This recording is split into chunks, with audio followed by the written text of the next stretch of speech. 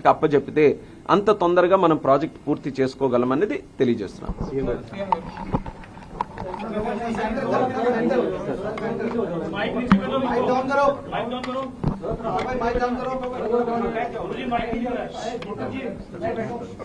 యువమిత్రులు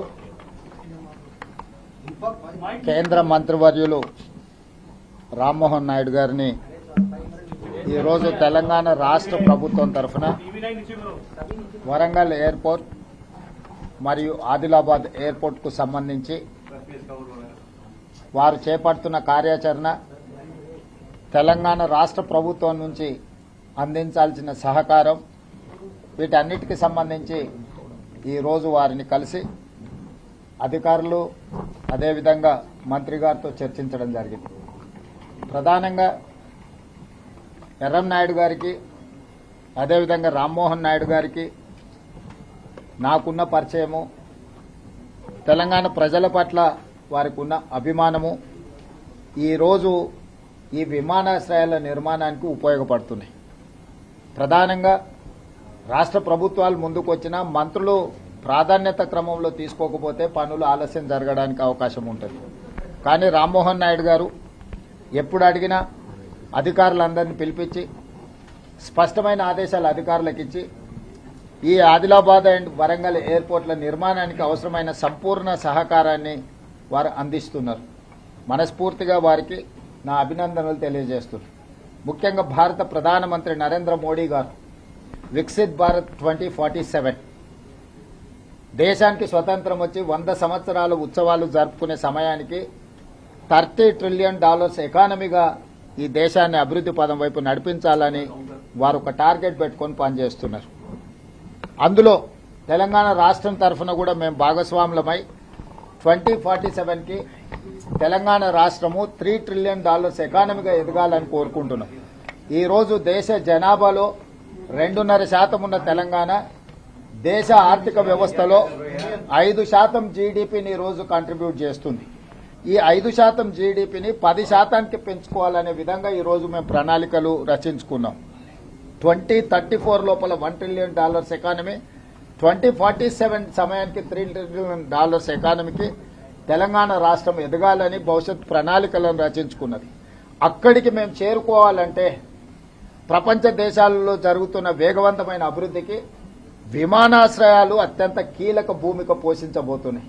పరిశ్రమలు రావాలన్నా, పెట్టుబడులు పెట్టాలన్నా, ఇక్కడ పరిశ్రమలు ఉత్పత్తి చేసిన వస్తువులను ఇతర దేశాలకు ఎగుమతి చేయాలన్నా అంతర్జాతీయ స్థాయి ప్రమాణాలతో విమానాశ్రయాల అవసరం ఉన్నది. దీన్ని తెలంగాణ రాష్ట్ర ప్రభుత్వం, కేంద్ర ప్రభుత్వం గుర్తించి ఈనాడు వరంగల్ ఎయిర్పోర్ట్, ఆదిలాబాద్ ఎయిర్పోర్టులను తక్షణమే మొదటి ప్రాధాన్యత కింద తీసుకొని నిర్మించి వాటిని పూర్తి చేయాలని లక్ష్యంగా పనిచేస్తున్నాము. జూన్ 2, 2028 నాటికి వరంగల్ ఎయిర్పోర్ట్ అదేవిధంగా ఆదిలాబాద్ ఎయిర్పోర్టును కూడా పూర్తి చేయాలన్న లక్ష్యంతో ఈరోజు మేము ప్రయత్నం చేస్తున్నాము. తప్పకుండా కేంద్ర ప్రభుత్వ సహకారంతో ఈ 2 ఎయిర్పోర్టులను జూన్ 2, 2028 నాటికి పూర్తి చేసుకుంటామనే సంపూర్ణమైన నమ్మకం, విశ్వాసం నాకు కలిగింది. అవసరమైన సహకారం రాష్ట్ర కేంద్ర ప్రభుత్వాలు ఇచ్చిపుచ్చుకొని ముందుకు వెళ్లడం జరుగుతుంది. ఒక ఎయిర్పోర్టు నిర్మించాలంటే 4 ప్రధానమైన అంశాలు.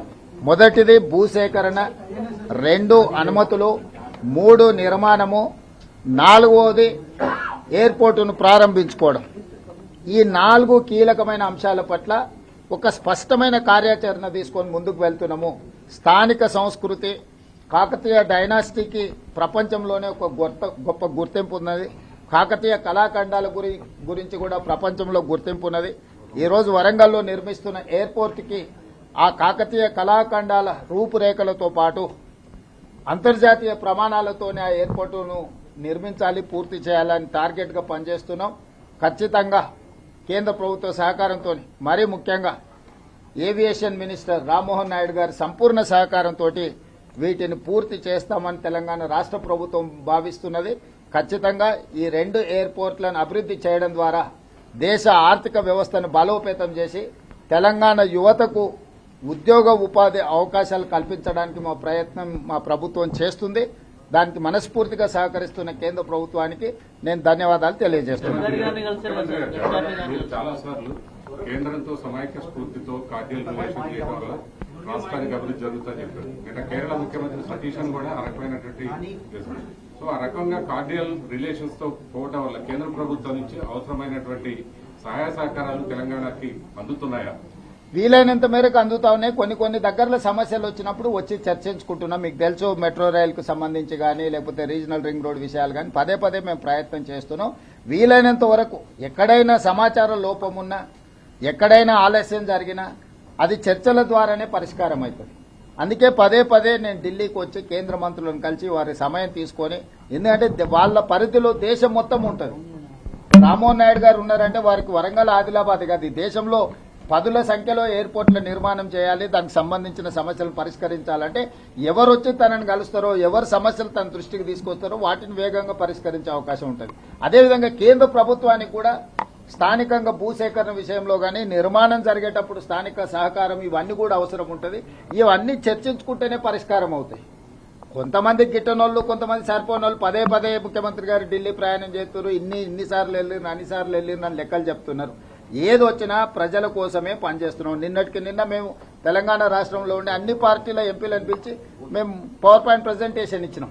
కేంద్ర ప్రభుత్వంతో తెచ్చుకోవాల్సిన అనుమతులు కానీ, నిధులు కానీ, వాటికి సంబంధించిన సమాచారాన్ని అంత ఇచ్చినాం. స్పష్టంగా చెప్పినాం, అభివృద్ధి జరిగేటప్పుడు రాజకీయాలు లేవు. రాజకీయాలు అనేటివి ఎన్నికలు వచ్చినప్పుడు ఉంటాయి. ఎవరి ప్రయత్నం వాళ్ళు చేసుకుంటారు, వాళ్ళ ప్రయత్నం వాళ్ళు చేసుకుంటారు, మా ప్రయత్నం మేము చేసుకుంటాం, రామ్మోహన్ నాయుడు గారి ప్రయత్నం రామ్మోహన్ నాయుడు గారు చేసుకుంటారు. సో ఈ రోజు అభివృద్ధినే లక్ష్యంగా ఈరోజు రాష్ట్ర కేంద్ర ప్రభుత్వాలు సహకారంతో ముందుకు వెళ్తున్నాయి. ఈ కార్డియల్ రిలేషన్ కొనసాగించాలని మేము భావిస్తున్నాము. తద్వారానే సమస్యలు పరిష్కారం అవుతాయి, చర్చల ద్వారా పరిష్కారం అవుతాయని తెలంగాణ రాష్ట్ర ప్రభుత్వం సంపూర్ణంగా విశ్వసిస్తుంది.